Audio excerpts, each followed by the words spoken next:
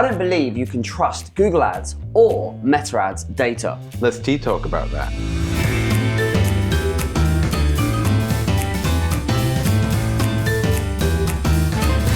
Right, here we are back on the Tea Talks set. Yes, we are. I've deliberately been a little bit provocative with the title of this one. Yeah. So I started with risque. a little bit. What why you can't trust Google. I don't know if we're going to get this in the title of this episode, but what I was thinking is why you can't trust Google Ads and Meta Ads data, and then what to do about it. Yes. So You could take data off the end of there, and a lot of people would still agree with you. Well, quite true. Yeah. Well, yeah. In the more fair enough. Yeah. But what I thought we'd talk about in this one is why you can't trust Google Ads and Meta Ads data. Yes. And what to do about it. Now, what I have to say at the very outset is what I am talking about very specifically in this context is their conversion data. I see. So not them as companies, not their, Yeah, we're not talking ethics. We're not talking ethics. We're talking the reality of small business is they use Google Ads, Meta Ads to grow their businesses, to generate sales and leads and all of that good stuff. And a lot of businesses rely on that data as their holy grail. This is working, this isn't working. Oh, I can see this working. I'm going to increase the spend and so on. Now, we take that data to a degree with a pinch of salt.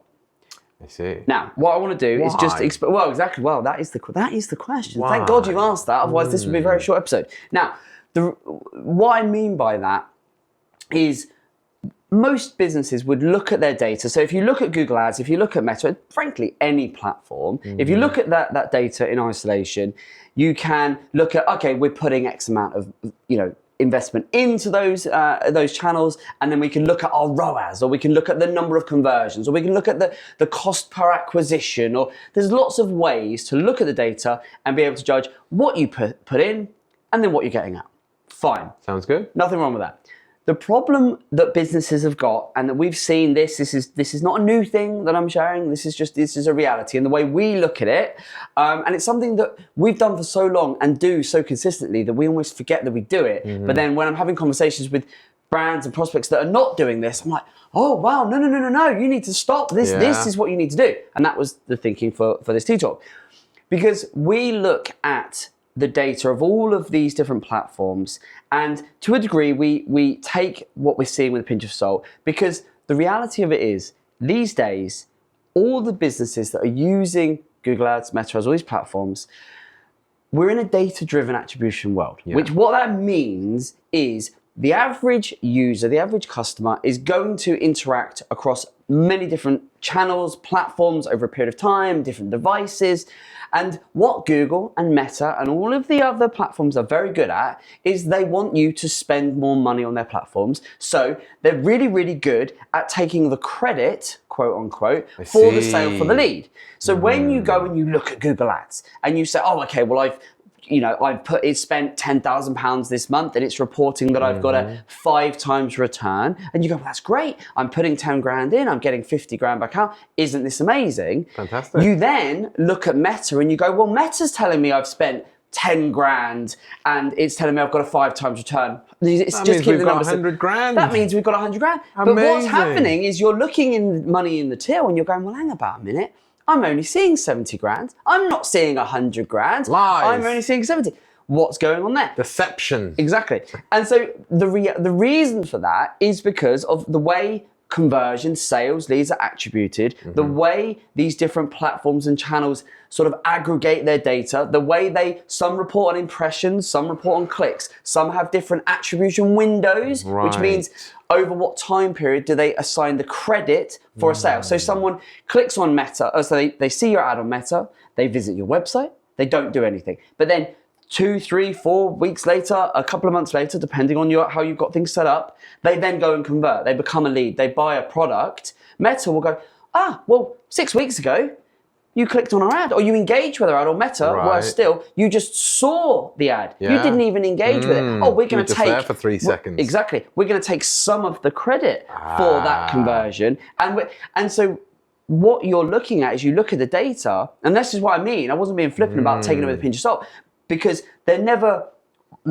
sometimes they're wildly off, but for the most part, they will help to paint the picture, but you can't rely on the data. Otherwise, if you believed what all the channels and the platforms reported, you would, as a brand, be making way more money because you'd be going, well, these are all generating me amazing. So what you have to do is you have to look at all of that. And what we do, and what we've done for a long time, and it's almost, we do it so much that we don't even think about it now because it's just, well, that's a given, is we look at the total marketing investment deployed versus the overall return.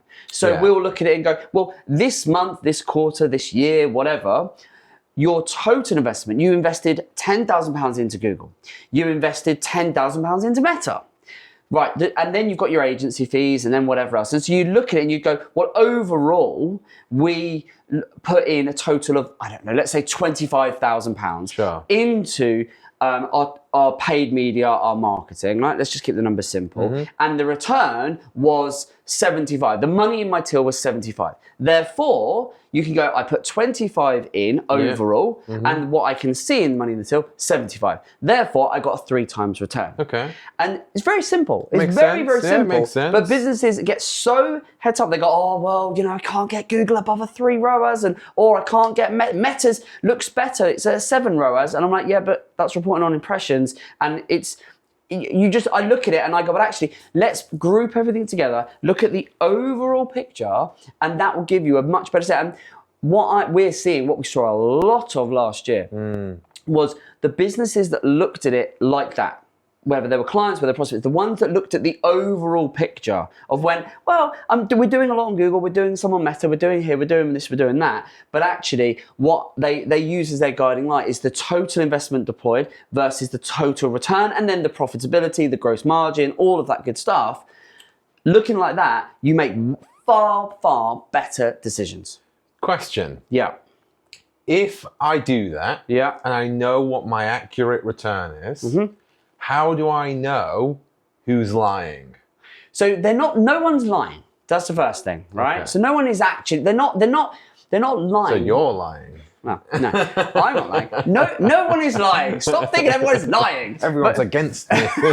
No one is lying. But what they're doing, it's about understanding how these platforms, how they attribute a sale, a conversion, a lead. Sure. Right? They all have different attribution windows, and we, agencies, business owners, we have the ability to change a lot of these settings. Yes, we can change the conversion window. We can change, you can move to a last click attribution model if you're using GA4, which essentially will say that the last click, wherever that customer interacted last, gets all of the credit. So if the last thing they did was click the Google ad, Google gets 100% of the credit. You have some, not all, but you have some options to change some of these things, in terms of to be able to better match and align with your business goals. So none of the platforms are lying, but what they're doing is they are just taking, look, all it's of more these of platforms, a misunderstanding. well, they all are taking the credit because they want you to spend more on their platforms, right? And that's fine. But the reality of it is, as a business, if you've got an omni-channel approach to your marketing, as most businesses do, they're on multiple platforms. The best way you can look at this is to go, well, what am I spending across the different platforms? What is the overall input versus output? What am I putting in? What am I getting out? And then it becomes down to, so what we will do, and what we've done so much of in recent months, is we will go, well, okay, we can see what we're getting by way of input versus output. If we start incrementally increasing this specific platform, what does that do to the overall picture? Yeah. Right? Does it increase it? Does it decrease it? Does it stabilize? And then we will go, we'll do that for 3 months. We'll go, what does it look like? And then we'll go, okay, now let's try the other one.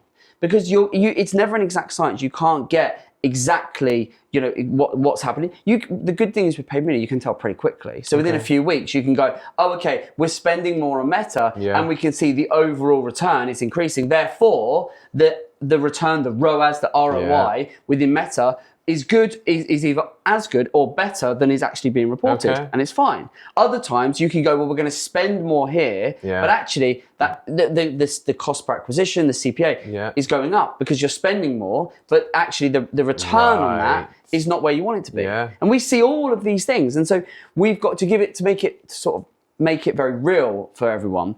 We've got clients where the business owner will say to us, I don't care what we spend and or where we spend it, so long as I get a 5 times return on my investment. Okay. So if I'm spending £20,000 in total on my ads this month, I need to make sure that I make at least £100,000 in sales. As long as I'm doing that, great. Spend more, and I don't really care where it's getting spent. Okay.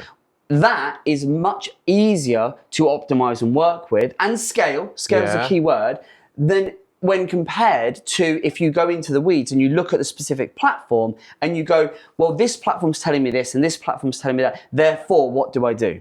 Right. And increasingly, the conversation we've had, the conversation we're having right now with the clients is we're taking that approach. We still have a budget per platform. You still need to know what our Google Ads budget is this, our Microsoft Ads budget is this, our Meta Ad budget. You still need those budgets, but you need to look at them as pieces of the overall pie and be clear on the overall picture of what am I going to put in versus what is my expected output. And by doing that, it just it simplifies things. It makes things so much easier to work out. Before we go any further, if you're enjoying today's Tea Talk, you'll love our Grow with Evergreen podcast. Specifically created for home, garden, and lifestyle brands, it's a podcast dedicated to discussing paid media and marketing. Every episode, we're joined by a brand that wants to grow online. We delve into their business, dissect what they're doing, and define a digital growth strategy they can take and deploy into their business. And best of all, you get to listen or watch along, then take those learnings into your own business. Make sure you check it out on YouTube, Spotify, and Apple Podcasts. But for now, let's get back to today's Tea Talk.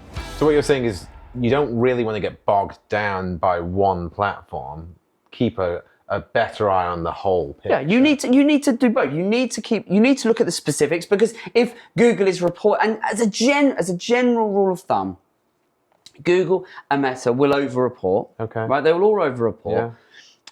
As a general thing, I mean, there are some extreme. If you've got double tracking in place, then it's going to be ridiculous. But assuming your ducks are in a row and everything is working nicely, then most of the platforms will generally over-report a little bit. But what we tend to see is if you take 20 to 30% off what it's telling you, that's probably more accurate. Okay. When we look at our portfolio, we sort of look at it and go, if Meta's reporting a 5, it's probably closer to a 4.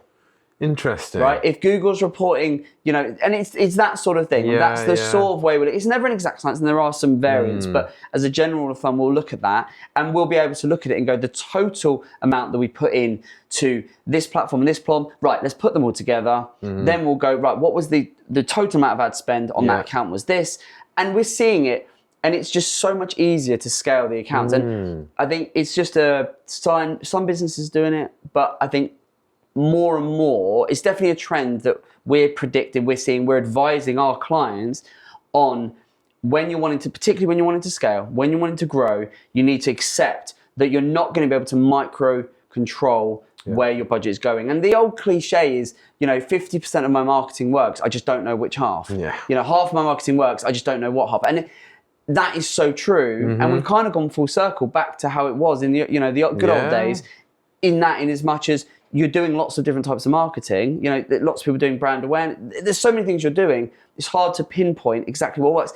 And I always think that makes a lot of sense, because your average customer is going to have multiple interactions with your brand. True. They're not going to buy on that first click. True. Even if your website converted at a 10% conversion, which would be amazing, very few websites do that, that still means 9 in 10 people do not convert there and then. Yes. Right? Which is incredible. So those 9 in 10 people, but they might, if you retarget and you're on multi-platforms and this, that, and the other, they might then see you again, and then again, and then again, and then they search for you, and then it pops up, and then they see a brand ad, then they get retargeted, then they see a YouTube ad.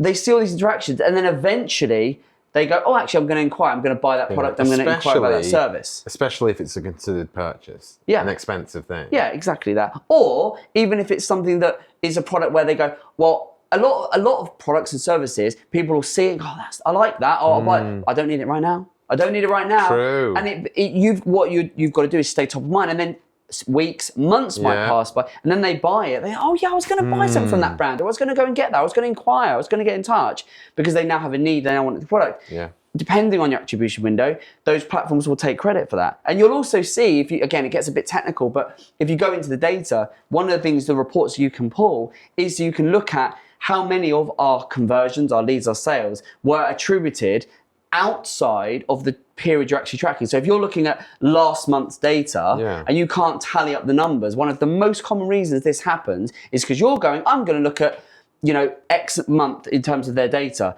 but quite a number of those conversions, those leads, those sales, whatever it is, will have originated from the previous month or the previous quarter. Do you see what I mean? Sneaky. But Meta's going, well, I'm still going to take the credit for a little bit, not all, but a little bit of that. Yeah, why because wouldn't it? Back in September, hey, they click the ad, they engage with it. So yeah, we want to take a bit of credit of that. And that will be why everyone's looking for the glory. Basically, but that's why there'll be people listening going, oh my God, that's why. That's why if you record your data and you record your conversion numbers and your sales, and you'll look at it and you'll go, okay, we did X amount of this, that, and the other, and you'll record it. If you go back, then the previous month and you look at the last month's data and you go and check it again, the numbers will have changed. Interesting. It happens all the time. We see it every single day. So you'll see the numbers will have changed, and you'll go, but I input that data correctly, and it said that we'd made this amount of sales, and now you say, and it's gone up by 500 quid or 1,000 or 10 grand, or it's changed. It's because there's been an attributed sale or conversion that goes, well, no, but since you input that data, someone else has converted from a previous month. Wow. It's fascinating, isn't it? It is. There you go. So don't sweat the small stuff in looking specifically at, oh, it's just all about Google ads in terms of input or output, all about it. And it's not Google. There's nothing. I mean, I literally sell messaging on Google ads for a living. True. But it's not about those parts. But as a general rule of thumb, look at the overall picture. What am I putting in versus what do I need out to make it work for my business? And more often than not, our clients can go, well, if we can maintain a 4 times return, a 5 times return, a 6 times return, whatever it needs to look like, we're off to the races and we can scale it. And I don't really mind whether more goes over here or more goes over there or what this tells me or what that tells me, as long as the overall picture is doing what I need it to do. Quick question then to wrap us up. Yeah. From an agency point of view, is it then more beneficial, and I'm pretty sure I know the answer to this, but is it then more beneficial or even detrimental from the other side to have one agency managing everything rather than lots of agencies handling them individually? Because from that point of view, if you've got an agency handling your Google and a separate agency handling your Meta, they might be telling you only one side of the story. That's really, genuinely really good point, because what tends to happen is agencies are terrible for this, is they will report on the platform specific data as the holy grail. Google is saying this.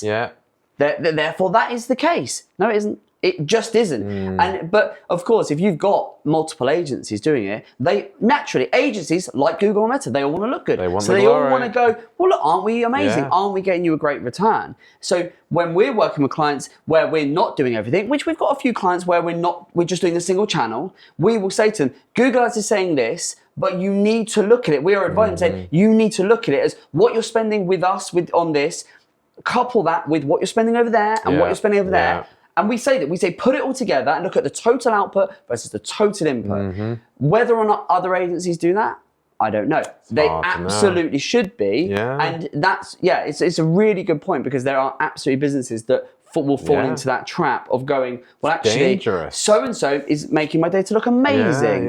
And if you get, what happens with that is you go, well, the agency is telling me I should be making money hand over foot. And this one's telling me this and this one's telling me that. But I'm looking at the money in the till going, hang about, this is not all stacking up. It's for exactly this reason. Wow. There you go. Right. Hope you enjoyed that, and I hope you're still loving the new Tea Talks set. Aren't we amazing? What's that? Now we're taking the glory. Exactly. But yeah, if you haven't already subscribed, make sure you do. Well, I think at the time of recording, we are just a smidge away from 500. We're on that 500 creep. 500 subscribers, which for us is amazing. So if you are already subscribed, we love you forever. If you aren't subscribed and you are thinking, oh, do you know what? I've enjoyed this one, I might subscribe, then big kisses and big thank yous. About 90% of people aren't. Madness. That is a crazy stat. So yeah, make sure you subscribe. And you can do that on, and leave us a review. We never ask for reviews. No, we don't. We never ask for reviews. We need to ask for reviews more. Comment I think below. we've got like a handful on Spotify. I think. Yes. We get starting to get some comments on YouTube. For those listeners. If you've left us a review, massive thank you. Huge thank you. Because I think we've only got a handful, so that like means so much. It means the world. It really does. And yeah, if you leave us we need to. That's right. Make a mental note. We need to start asking for reviews more frequently because we never do that. We do, and we should. But there you go. Right, we'll leave it there. Thanks so much for joining us, and we'll see you on the next one. Take care. Bye.